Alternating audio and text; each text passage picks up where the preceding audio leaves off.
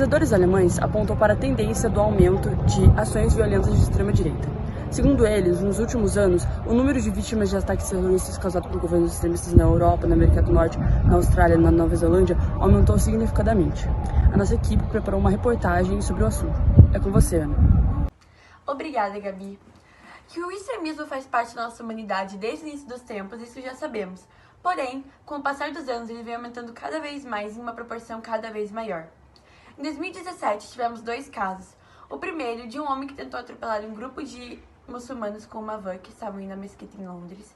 E o outro, que aconteceu no Canadá, de um homem que entrou em uma mesquita e matou 6 muçulmanos baleados.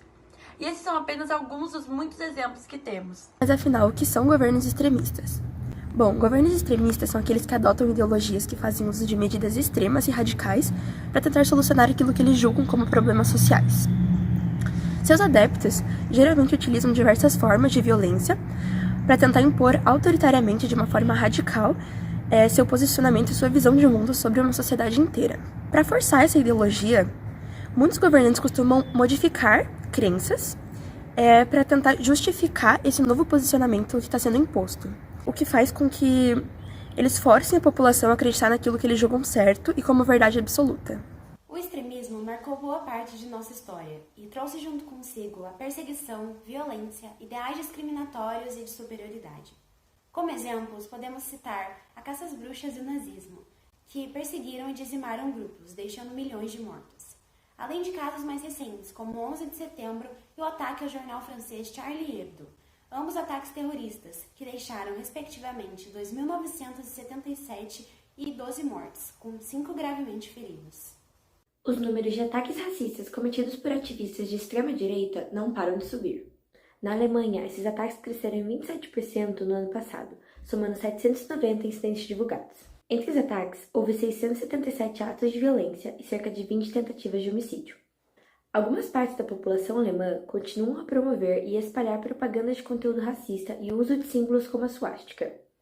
Em compensação, a taxa de criminalidade por racismo da Noruega, por exemplo, diminuiu em 13% no último ano. Fato este que comprova como países com governos extremistas têm maiores números de crimes contra negros e países sem governos como esses têm números menores, reforçando a ideia de que estes governos têm grande influência sobre as pessoas e suas ações. Outra atitude derivada dos governos extremistas é a intolerância religiosa, que é o ato de ofender, criticar ou agredir alguém por ter uma religião ou um pensamento religioso diferente do seu.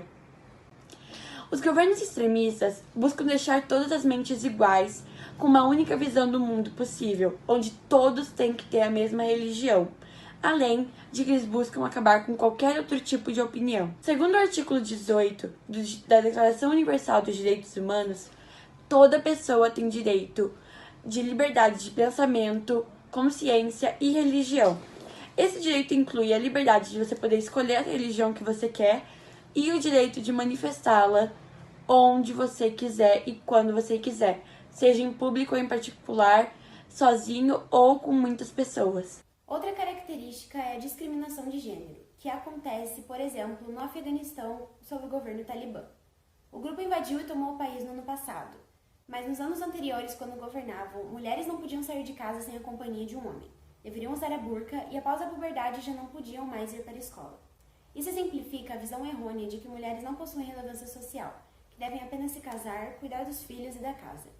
Mas a luta pela mudança não para de crescer. No Afeganistão, mulheres protestam contra o grupo e exigem seus direitos. Na Europa, as sufragetes lutaram pelo direito ao voto feminino. No Paquistão, Malala brigou pela educação de meninas no país.